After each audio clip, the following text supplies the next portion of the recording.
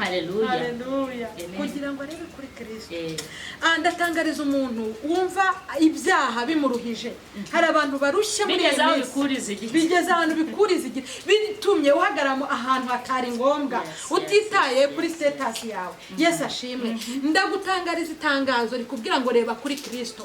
Reba kuri Kristo kuko kureba kuri Kristo gukura muri ayo manegeka, gukura muri ibyo byaha, gukura muri ayo manegeka uhagaze mu yumunsi. Kuko namaze kubona niba ufite ishyaka ryo kureba kuri Kristo. Haleluya. Kristo ntatewe ubwoba n'ubushomeri bw'imyaka myinshi umazemo. Ntabwo atewe ubwoba n'ubukondo umazemo igihe kirekire. Ntatewe ubwoba n'ubugumba ufite. Kuko Kristo iryo shyaka ufite ryo kwinginga Imana no kuyishaka, ukayishakira n'ahantu hatari aho kuyishakira. Haleluya. Ukurira igiti. Zakayo ahantu yaboneye Imana hari ahantu hagaragara ko atari buye hayibonera. Ndimo ndabwira umuntu umaze igihe mu byaha mu by'ukuri, igihe kijya kigera kuri sitakakuruka, bivemo hakiri kare, bivemo yakugiriye ibanga igihe gihagije.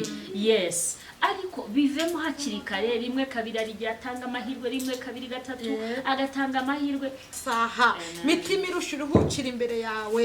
Abanyabyaha babatuke babivemo, bakire Kristo nk'umwami n'umukiza.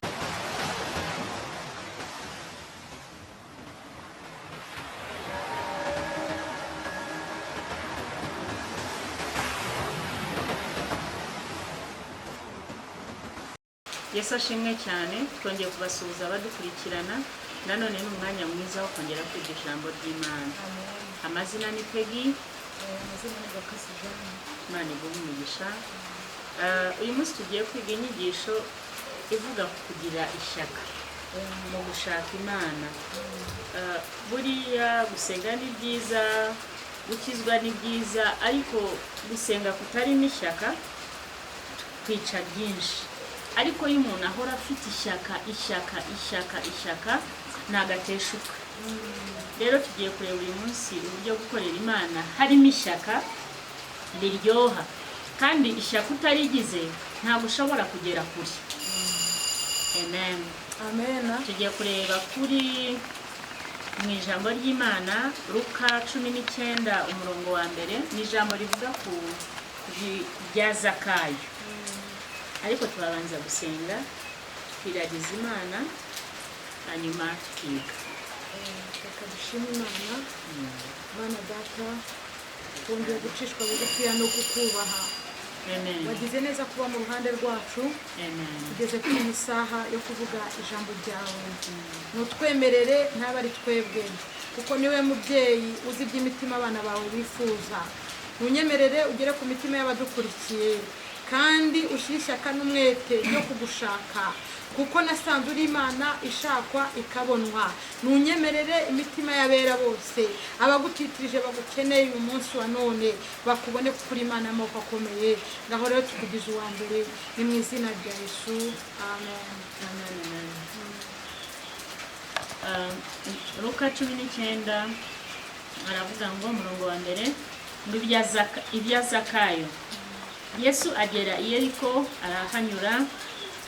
Nuko hariho umuntu witwaga Zakayo, yari umukoresha w'ikoro mukuru kandi yari umutunzi.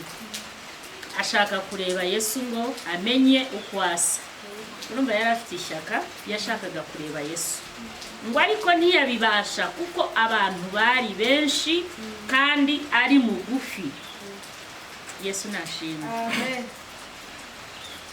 Ngo yashakaga kureba Yesu, ngo ariko abantu bari benshi, ngo kandi Zakayo yari mugufi. Ngo arirukanka ajya imbere, arabatangira ajya imbere, yurira umuvumu ngo amurebe kuko yari agiye kunyuraho. Amen. Ngo Yesu ahageze arararama aramubwira ati, Zakayo ururuka vuba, kuko uyu munsi nkwiriye kurara iwawe.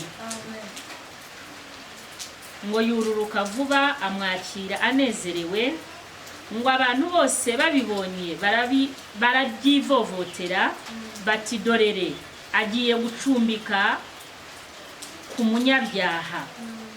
Ngo maze Zakayo arahaguruka abwira umwami Yesu ati, dore databuja umugabane wawe umugabane wa kabiri w'ibintu byanjye ndawuha abakene, ngo kandi umuntu wese nambuye ndabimuriha kane.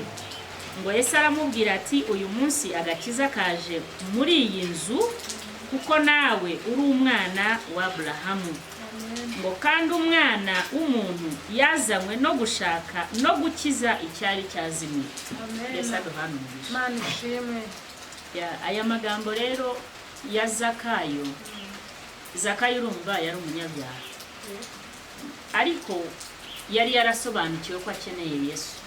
Ikintu kibitwemeza neza nuko abonanye na Yesu, ntago Yesu yigeze amurondora, ahubwo yahise amubwira ati umugabane w'ibintu byanjye kabiri w'ibyo ntunze ndawuha abakene. Hanyuma kane, buri muntu wese nambuye ndamukubira kane mwishyure. Hanyuma turanamubona ashaka Yesu, ngo ariko yari mugufi, ariko yari yamaze gutahura neza amenya ngo Yesu aracaha hanze. Ngo arangije ngo aragenda aratanguranwa abajya imbere, ngo agera ku giti cy'umuvumu arurira. Urumva ikintu cyatuma umuntu yurira ku giti cy'umuvumu ngo abone Yesu, ni ishyaka rimurimo, afite ishyaka muri we. Rero muri iki gihe natwe dukeneye kugira ishyaka. Ese ni ryari tumenya ngo Yesu aracaha hanze? Ese ni ryari tumenya ngo dukwiye kumushaka koko? Usibye kuba mu idini riratuboha, idini ryaratubase, tuzi ngo iwacu ku rusengero basenga kwa gatatu ku cyumweru kubera idini, ariko dukeneye kugira umwihariko n'Imana. Dukeneye kongera kujya ku isoko tukagira ishyaka ryinshi ryo gushaka Imana nk'uko Zakayo yashatse Imana. Urumva abantu barabyihohoteye kuko bari bazi ko ari umunyabyaha. Yesu utahute mu rugo rw'umunyabyaha, byari ibintu bitumvikana. Ariko ishyaka Zakayo yari yazanye, Imana nayo yaramubwiye atururuka vuba kandi uyu munsi ndarari wawe. Agakiza urakakiriye guhera uyu munsi kubera ishyaka ufite. Imana ihita iguha icyo utari ukwiye, agakiza ndakaguhaye kandi nta n'ibintu bihambaye yakoze. Turabona yurira igiti gusa, wenda yashakaga kumenya ese uwo muntu ukora ibitangaza ni muntu ki, ese uwo muntu numva ngo arakiza abarwayi, wenda ariko yabitekerezaga. Ariko Yesu ajya arengaho akamenya ikiri mu mutima w'umuntu, akamenya ishyaka ryatumye wurira igiti, agakora n'icyo utatekerezaga, akaguha agakiza. Abantu barimo kwivovota ngo niyandaye yo mu ikaritsiye, ngo ni ya yindi ni wa mwicanyi, turekera gucira abantu urubanza. Kuko uwo munsi nubwo Yesu atamubwiye ati ibyaha byawe urabibariwe, ariko yahise abona agakiza. Abantu yasize mu ikaritsiye asubiyeyo, icyo nzi cyo bamuciraga urubanza bazi ko ari wa mwambuzi, bazi ko ari wa mweskoro. Agakiza nitumenye igihe Kristo yahinduriye abantu. Ndasenga ngo abantu badukurikirana dufunge iminwa, nituzi uburyo Imana ikoramo, ntabwo tuzi uburyo Imana itangamo agakiza. Ibintu by'Imana biratangaje. Urumva kurira igiti gusa ashaka kurunguruka kwirebera Yesu acaho, ngo kuko yari mugufi, yabikoreye kubera ubugufi, ariko Imana ibona ibirenze ubugufi. Akeneye n'agakiza kikamuha ngo uyu munsi Kristo ararariwa. Ni ishyaka n'imbaraga z'ishyaka zakoze ibyo tubona, ariko ishyaka ryarakamutse mu bantu. Imvura yiguye abantu ntibajya baba bagiteranye. Haleluya. Kandi niyo kaba ari akazi, uzi ko uriyeranje ukagira n'agatako ukiruka. Rero ikintu cyose twisuzume icyadukamuye n'ishyaka, twongere tugire ishyaka, twongere tunyoterwe. Abantu bajyaga barara mu nsengero, ariko ubu insengero ntawabirukanyemo kuraramo, ariko nta mpamvu. Ntabwo tuzi, bose baba barasubijwe, ariko ni ikibazo cy'ishyaka. Abasubijwe ntibararamo, abamerewe nabi cyane nanone bo bakarayemo cyane nabo ntibararamo. Haleluya. Imana itugirire neza. Iri jambo ryewe ndumva riri kumfasha mu bundi buryo. Uburyo ndi gufashwamo na rino jambo, Zakayo yagize umwete, agira ishyaka ryo gushaka kureba ku mwami Imana. Yesu ashimwe. Bivuga ngo kureba ku mwami Imana gusa, kumureba, hari ibintu byinshi bihita bihinduka. Yesu ashimwe. Bivuga ngo Kristo we kubwo gushaka kumurebaho gusa kandi uransembuye ngo bamurebeho. Haleluya. Baviriwe n'umucyo barebyeho gusa. Umureba ku mwanya w'umucyo umurase. Bivuga rero ngo kubwo yarebyeho gusa. Kubwo kurira umuvumo akareba Kristo. Agakiza. Yesu ashimwe. Bivuga ngo Zakayo kugira ishyaka ntabwo biri igaragaza n'icyo yashakaga ku impamvu ubugufi bwe ntabwo bwamwemeraga kubona umwami Imana, sibyo? Ariko Zakayo agira umwete n'ishyaka yo kuvuga ati ubugufi bwanjye mu ruvunga nzoka rw'abantu mu kiriri cy'abantu njyewe mfashe decision yo ko nibwurira igiti. Yesu ashimwe. Kristo rero kubwo kumubona gusa ntabwo ujya uvira mwaho. Haleluya. Niyo mpamvu avuga ati ururuka uyu munsi ndarari wawe. Yesu ashimwe. Ikindi kintu nakuyemo kubwo kureba Kristo gusa hari ibindi bintu byinshi aguha kandi by'umumaro. Rero ikindi nk'uko wari ubivuze ibintu by'agakiza twirinde kujajinga. Kuko Kristo ni ufite imboni zibona akanagira n'umunzani yabasha gupimiraho agakiza k'umuntu. Yesu ashimwe. Haleluya. Muri iyi minsi usanga inteko y'abantu benshi cyane cyane abitwa ngo n'abantu bakuru mu gakiza n'abantu babimazemo igihe kirekire bumva bafite ukuntu bajija ibintu by'agakiza. Yesu ashimwe. Ariko ndagutangariza nshuti yanjye ko akagakiza nta muntu kajija. Agakiza gatangwa na Kristo kandi ni nawe umenya uburemere bwako cyangwa n'ingano yako. Imana ishimwe. Ikintu twakwemfasayizinga nanone Imana ntabwo ikureba gusanga iguha agakiza. Hari izindi mbaraga z'ishyaka nawe ugomba kugakorera. Kuko uyu mugabo turabona ngo yari umukire, yari umuherwe cyane, yari afite amafaranga. Ariko ageze aho yumva amafaranga ntahagije. Agiramo ako kantu k'ishyaka ko kujya kureba wa muntu. Yego. Wowe waza kubona nta kivamo hari ikiza kuvamo. Wowe uza wikandagira uzi ko ari ukurebaho, si ukurebaho gusa. Kurebaho havamo izindi nyungu nyinshi. Amina. Haleluya. Haleluya. Kureba kuri Kristo harimo inyungu nyinshi. Harimo inyungu zibifatika, harimo agakiza, harimo wowe uza wumva ngo uraje. Ndakubwira ngo mu kureba kuri Kristo harimo inyungu za byinshi. Yego. Urumva yahise akurwaho n'ikimwaro cy'ibyaha. Amaze kumurebaho nibwo Yesu yavuze ati uyu muntu ibyo ari byose nubwo ntamurondoye ngo musarye imbere y'abantu arigiye Kristo ajya tugirira ibanga akanga kudusebya imbere y'abantu kuko yari umuherwe n'abantu babizi n'abari bahari bari babizi ndetse babaye n'abambere mu bivovota kuko ntiyari akwiye agakiza. Bavuga ngo uyu munyabyaha urayutiwe ugiye yute. So arigiye Kristo ajya tugirira ibanga. Kandi buri muntu wese Kristo agiye kwambura ubusa bw'ibyo wakoze. Cyane aho waca. Abaducira imanza baba benshi, abadutera amabuye baba benshi. Rero mu kumurebaho gusa Kristo ajya amenya n'ikimwaro ufite cy'ibyaha. Urumva Zakayo yari umunyabyaha, niyo mpamvu Yesu avuga ati kandi nabo nambuye ndabakubakana. Ndetse n'umutungo wanjye mfite kabiri k'ibyo ntunze uwo mugabane ndawuha abakene kubera yari aremerewe. Ariko amaze kubona Kristo kwa kuremererwa kose kurashira. Ego. Imana ishimwe. Rero ngo bamurebyeho baviriwe n'umucyo. Tugarutse ubwo kuri ya teme yacu ya vision yacu y'umurimo. Zaburi 3:4-6 ngo bamurebyeho bavirwa n'umucyo mu maso yabo nihagira ipfunwe ukundi. Yesu nashimwe. Haleluya. Urabona ko Zakayo nawe yamurebyeho ipfunwe rirashira. Ipfunwe ryo kwambura abantu rirashira. Ipfunwe ryo kumwita umuhozi w'ikoro rirashira. Ipfunwe ryo kuba ari umukire adafite Kristo aremerewe rirashira.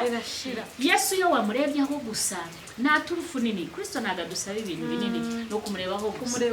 Niba unananiwe ugenda usindagire ureba ubundi iki gihe nta handi bakimurebera ni mu rusengero. Niba yibereye sindagira gake ugiye mu rusengero niyo wakwirebera icyo nzi cyazareba icyo ukeneye azakira. Areba icyo ukeneye. Hari imbaraga z'ishyaka. amina. Kristo areba icyo ukeneye kuruta wowe ibyo wibwira ko ukeneye. Yesu ashimwe.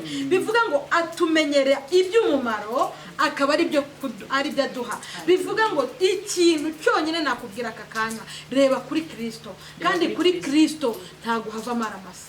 Yesu ashimwe. Haleluya. Kandi ikindi Kristo ajya dukura ahantu haduhangayikishije. Ibaza umuntu w'umugabo uri mu giti. No hari umuntu udukurikira ari ahantu mu buzima ahagamye mu giti. Urumva hari abantu benshi yari afitiye attention bamuzengurutse ariko ntiyabarebye. Kristo buri gihe areba umuntu uri mu manegeka, umuntu uhagamye mu giti. Uko ijisho rye ryarebaga abantu bari imbere gutya, abantu bari bamubujije n'umwuka ariko ntiyabarebye. Yarebye wa muntu uremerewe cyane. N'ijambo ry'Imana rivuga ngo nimuze abarushye n'abaremerewe ndabaruhura. Zakayo yararushye aremerewe.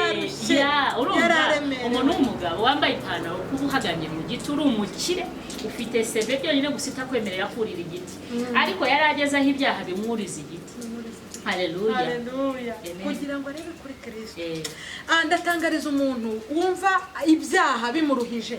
Hari abantu barushye muri bigeze aho bikuriza igiti. Bigeze ahantu bikuriza igiti. Bitumye uhagaramo ahantu hatari ngombwa, utitaye kuri status yawe. Yesu ashimwe. Ndagutangariza itangazo rikubwira ngo reba kuri Kristo.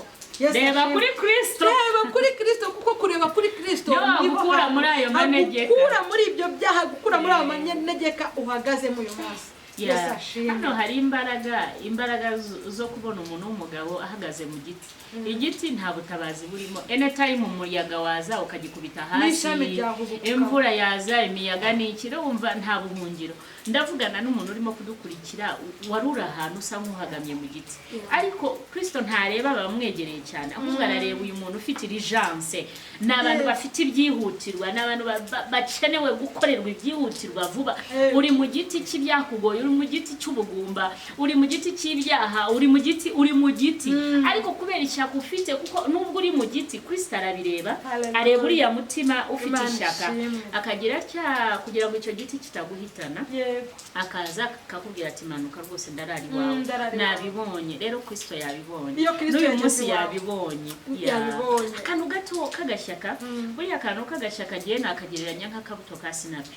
Buriya akabuto ka sinapi ngo ni gato cyane, umuntu ashobora no gatera aho ngaho kagatambuka, ariko kariya gashyaka ufite, kariya gashyaka gatuma ukijya muri korari abandi barabivuyemo, kariya gashyaka gatuma wambara birebire abandi babunuza, kariya gashyaka gatuma wubaha Imana. Ako kantu gato ako karatuma Kristo aza agukure mu giti. Haleluya. Imana ishimwe. Kuko namaze kubona niba ufite ishyaka ryo kureba kuri Kristo. Haleluya. Kristo ntatewe ubwoba n'ubushomeri bw'imyaka myinshi umazemo. Ntabwo atewe ubwoba n'ubukodo umazemo igihe kirekire. Ntatewe ubwoba n'ubugumba ufite, kuko Kristo iryo shyaka ufite ryo kwinginga Imana no kwishaka, ukayishakira n'ahantu hatari aho kwishakira. Haleluya. Ukurira igiti. Zakayo ahantu yaboneye Imana hari ahantu hagaragara ko atari buye hayibonera, ariko kubera ko Imana ibera hose icyarimwe, Kristo yashoboraga kureba urwo abo bantu bamuri hafi. Haleluya. Ntekereza ko ntago Kristo batabarebye nuko bano bantu nta shaka bari bafite. Zakayo yari afite ishaka ryinshi, niryo ryatumye avuga ati ninjya mu kivunge sindi bugaragara. Aremera yurira igiti. Ariko kuko Kristo arebera hose icyarimwe. Haleluya. Byatumye nubwo ari mu bantu benshi ari burangariremo, ariko areba no mu giti. Bivuga ngo imboni y'Imana ibona byose. Ahantu hagaze uyu munsi wa none Kristo arahareba, arimo arahareba. Nta hantu kururi atagusanga wagutara. Izindi mbaraga dukuyemo muri iri jambo no buryo Kristo ajya ahishira ibyaha byacu. Hari igihe umuntu acumura ukaba udashaka n'ababyeyi bawe ko babimenya. Abagabo twashatse bagiye bamenya ibyaha byose dukora tutabarora, ingo zarara zisenyutse.